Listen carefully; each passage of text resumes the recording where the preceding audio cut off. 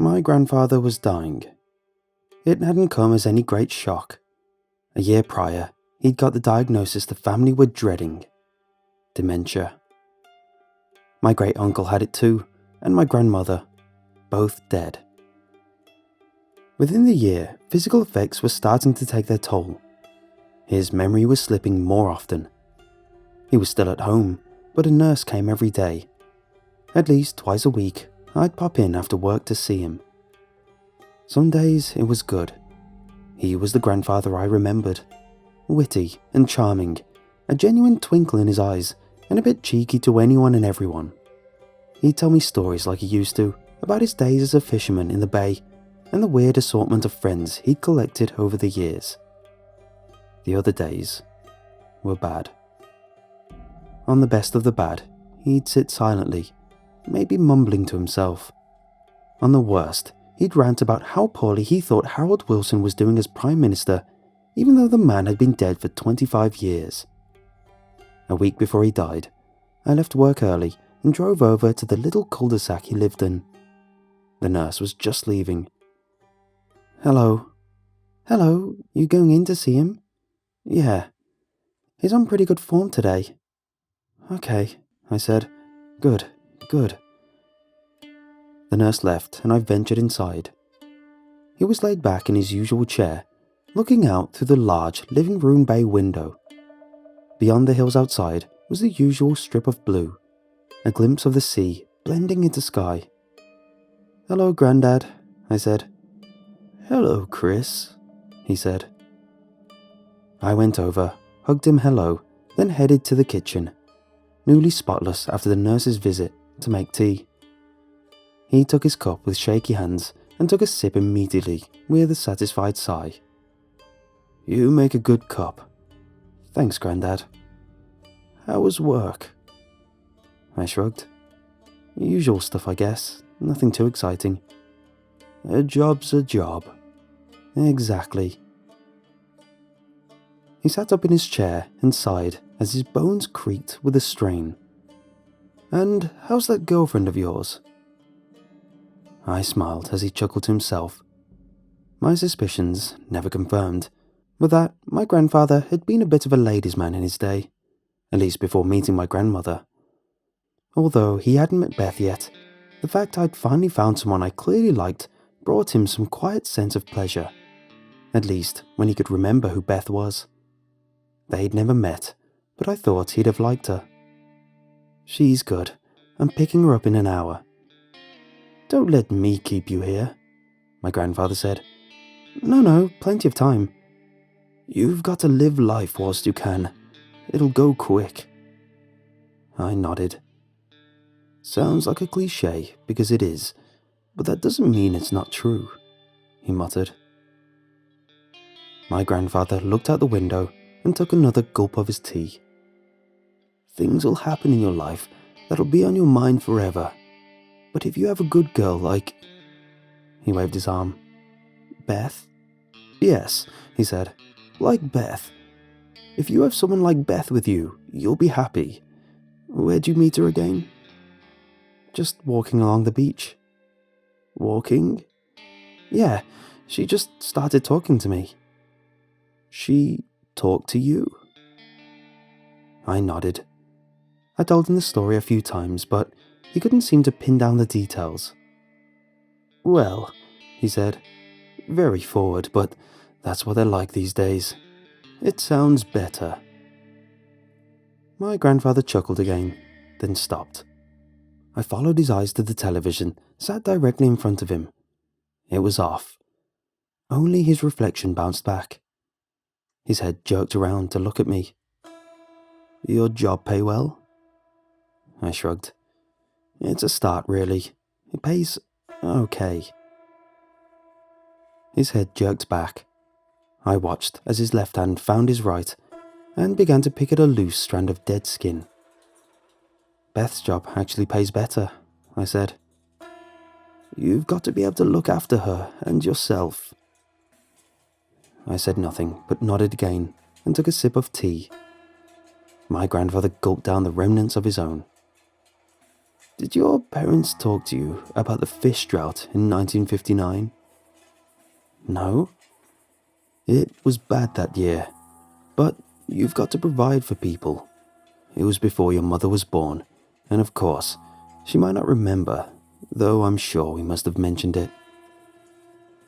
His hand twisted the skin back and forth. All the fish started drying up. The stocks. Oh, right, like now, declining?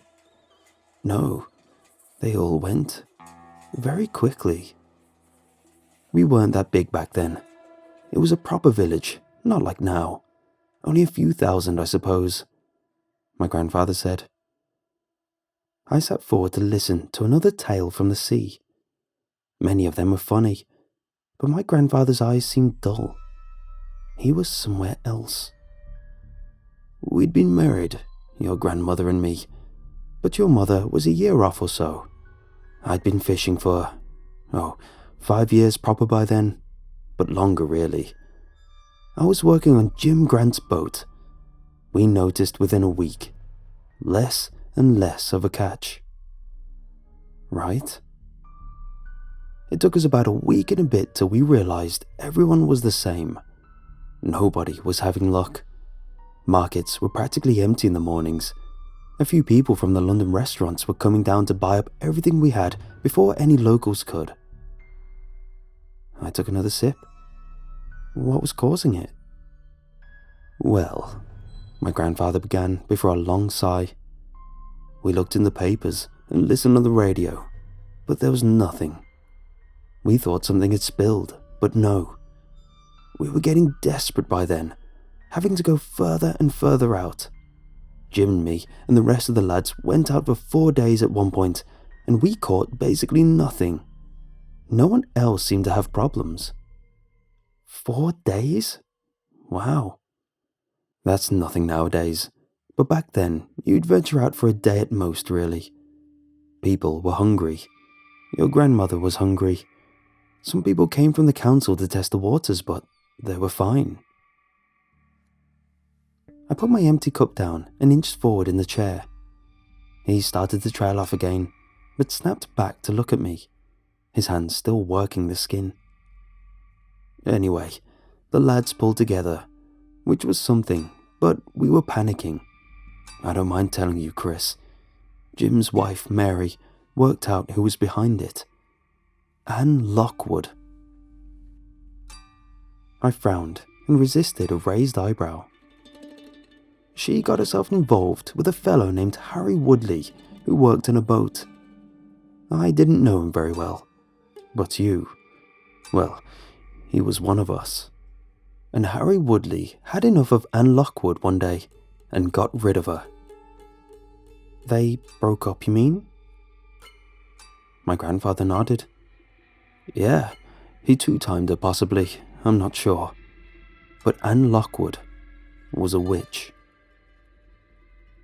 I winced and my grandfather switched his hands. He began to crack his knuckles, or attempted to anyway. I sighed as silently as I could and rolled my eyes privately. People knew about her doing that sort of thing. Her mother and grandmother had been the same. I didn't know her personally. Possibly your grandmother did, but not well, mind. But she was a witch. Everyone knew. But it was all nonsense stuff, curing colds and warts and things. I sighed again, but my grandfather was back in the story. But this was different. Harry Woodley had broken her heart, I suppose, but she decided to take it out on all of us, instead of just him. I'm sure she meant it just for us. I mean, fishermen. But then she must have realized we fed the whole place. If we starved, everyone did. I'm sorry, Grandad. She poisoned the seas, you see. She cursed it. The fish, or the sea, or both. We weren't sure exactly. She was into something darker than we thought. She was angry enough to hurt us all. I hid my face as best I could as he went on, still fiddling with his knuckles. We realized it was her. Everyone worked it out because she went round telling them. Harry Woodley knew straight away, but we didn't believe him, of course. But when she went around telling everyone in the pub she'd cursed our fish, cursed the whole stock, just laughing about it, that's hard to ignore. We begged her to stop. I watched his hands. He strapped each one to the sides of his chair and stared back at the television. We tried to tell her. We did. Properly, time and again. But she wouldn't listen. She must have been hungry herself, but I don't know. When you can do that to the sea, I'm sure money doesn't matter. We told her time and again, you've got to stop. We need the fish. Our wives need the fish. Our mothers as well. But she wouldn't listen. Jim's Mary was pregnant at the time, and she was really worried. Do you want another cup of tea, Grandad? We had to do what we did. I don't feel good about it, but that's what was. We took her out, me and Jim Grant, and Terry, and Mark, and some others. We sailed right out, halfway to France really. She told us we'd suffer for it, or if we didn't, our loved ones would. Said there'd be reparations to pay. But by then, considering how difficult it was at home, Chris, we had to try. She weighed down easily. We expected something, but she just floated down like any other person. I tried to catch my grandfather's face, but it was practically sunken. It was so far away. His arms shook as they clung onto the chair. When we got back, a day later, the fish were already back. Another week, and the stocks were normal again. Of course, we should have believed Anne Lockwood about paying for it. Nothing happened first, but when Terry had his accident, I did wonder. Then Jim and Mary's boy. That was the worst, of course. Mark died just a few years later, and his wife. I do sometimes think it was a coincidence, but... He trailed off once more. I wanted to move, but I couldn't. I shuffled in my seat instead. Grandad, do you want some water or anything? Nothing happened to me, though. Nor your grandmother, or your mother. Unless you count this now. But no, I don't think so. That's just age. I don't know why, though. I took her out on that boat and dropped her in as much as the others. No reason to spare me, but there you go. Maybe just coincidences, but we did what we did for our families. His hands released the chair. He settled them back in his lap and let out a long, long sigh. I watched as his eyes began to flutter a little. Grandad? You should get going, Chris. Are you all right? He turned, his eyes bright and open. The usual cheeky smile plastered across his face. You need to get going if you're going to pick your girlfriend up on time. I checked my watch once more. Are you sure you don't want anything? I've already had my dinner. Another tea or anything? No. I'll get myself some biscuits in a while. All right, Grandad, if you're sure. Yes, my boy. I was a little late picking Beth up. She smiled as I pulled the car up and kissed me as she climbed in. You okay? She asked. Yeah, just my Grandad. You went to see him? Yeah, just now. Bad day? No. Well, he seemed pretty good when I arrived, but he got worse as I was there. Oh dear, I'm sorry, Beth said.